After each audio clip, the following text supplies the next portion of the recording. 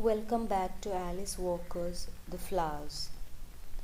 In this video, we are going to learn about the characters, themes, and images in the story. The only active character in the story is Mayop. She is a 10-year-old African American child and an innocent child who enjoys exploring the areas surrounding her family's sharecropper cabin. She seems to live in her own fantasy world, but suddenly she is pushed to maturity when she finds the rotting body of a man.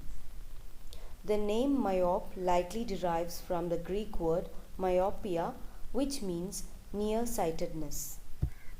This suggests that Myop, like many children, is unable to perceive the world around her in all of its beauty and violence. However, when she finds the dead man and then sees the noose next to him, she realizes that the world is a dangerous and savage place. She loses her nearsightedness, but she also loses her innocence. Myop comes upon the body of an unnamed dead man while she is wandering the woods and picking flowers. So the dead man could be taken as another character in the story. He is tall and he died quite some time ago, as only his rotting corpse is left when Myop finds him. Because there is the remnant of a noose nearby, it is likely that he died from lynching. His murderers left him to rot in the woods and he never received a proper burial. The only acknowledgement he receives is when Myop lays down her bundle of flowers next to him. Now let's have a look at the themes in the story. Loss of innocence and childhood. Alice Walker's The Flowers is a Bildungsroman or a coming of age story. An innocent African American girl named Myop begins the story by feeling that the world is a peaceful place. But by the end of the story, she realizes that the world is full of danger and violence. To quote from the story, her mother took her to gather nuts among the fallen leaves. Myop had already gone to the woods once or twice or more than once with her mother.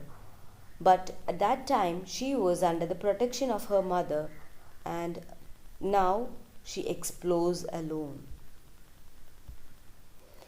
She picks a bunch of strangely colored flowers and then accidentally steps into a human skull. So the strange blue flowers leads her to the human skull. She realizes that this belongs to a man who was lynched or rather killed or attacked. And judging by the rope hanging from the tree as well as the noose near to the head of the dead body, she realizes that he has been killed. This loss of innocence leads her to lay the flowers that she is carrying down and declare that summer is over. Discrimination against African Americans. Through the flowers, Alice Walker portrays the condition of African American people. Many of them, such as Myop and her family, are sharecroppers. In other words, they are paid very small amount of money to engage in back-breaking labor on other people's land. They are also subject to frequent violence at the hands of white citizens, often for very minor infractions. When Myop discovers the rotting corpse of a man with a noose around his neck, she seems to understand that he was murdered, although her realization of this fact is not described directly in the story. Next theme is trauma. Confronted with the frightening image of a corpse, Myop notices very specific details. For example, how the buckles of his overalls had turned green. Due to the long time the corpse had spent outside.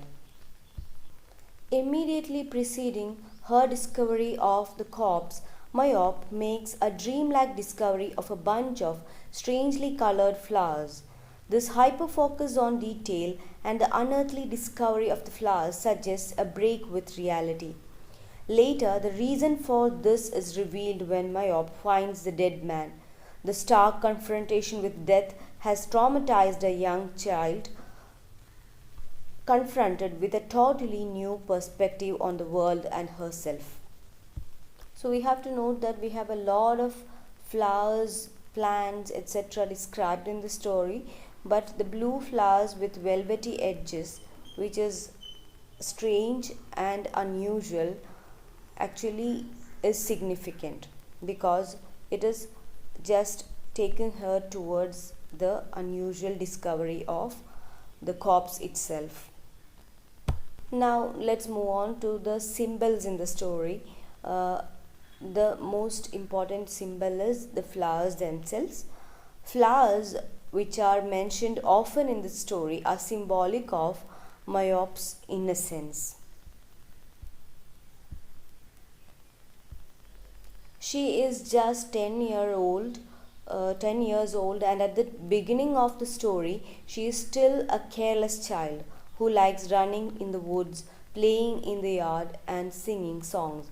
However, her innocence is as fleeting as a flower, and it ends on the day she finds a corpse and a new news. Now, the woods is another symbol. The woods symbolize the world surrounding Mayop, which can be both violent and beautiful. Mayop had explored the woods behind the house many times, but for the most part she did it with her mother nearby. That was the main reason why it felt like an adventure. However, on the day of the story, she goes alone and makes the terrifying discovery of the dead man, symbolizing the harsh realities of her own race from which her mother could have shielded her forever. Her mother actually wanted to shield her from the harsh realities of life. Maybe that's why Mayop did not see the corpse every time she went out with her mother. But this time she found the corpse because her mother could not do that. She could not shield her forever, or it was ultimately she was bound to see the corpse and face the harsh realities of life. The story ends with the sentence, "Summer was over," and the end of summer is actually an allegory. Summer is an archetype of end of childhood or entry into the youth, and in this story we can find that while she sheds the flowers or keeps the flowers on the ground, lays them down for the dead man, she also sheds her innocence. At the end of the story, after Mayop notices the news next to the dead man, she lays down the flowers and the narrator declares that summer is over. Mayop had undergone a tremendous transformation from an innocent child to a more mature person with a clear understanding of the world and its violence. Like summer, her childhood is over now. The dead man is an important symbol in the story. The dead man whom Mayop finds is also a symbol of the violence faced by African Americans. Mayop does not know this man's name nor his identity. But judging from the rotting news she finds nearby, presumably he was lynched and murdered by a mob. His death and his body lying forgotten in the woods until a little girl literally steps on him represents the many African Americans who died due to the racial hatred. Next symbol in the story is the pink rose. The pink rose has grown up within the circle of the rotting news on the forest floor. In contrast to the ugliness of the dead man, who paradoxically provides sustenance for it, the rose is beautiful and robust. This suggests that something beautiful might still come out of violence. In Walker's stories, flowers often symbolize care, recovery, and redemption. Violence is not a final end, but rather a place of suffering from which to begin again.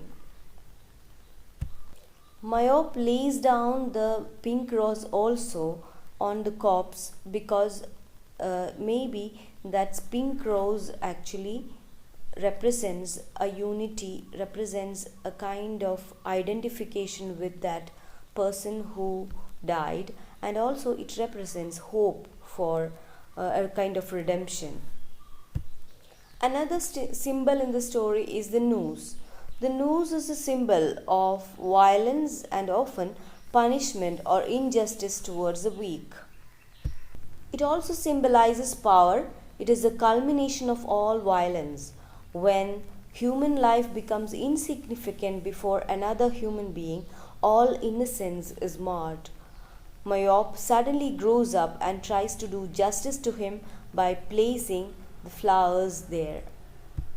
To conclude, Mayop literally gets snagged by the dead man's body.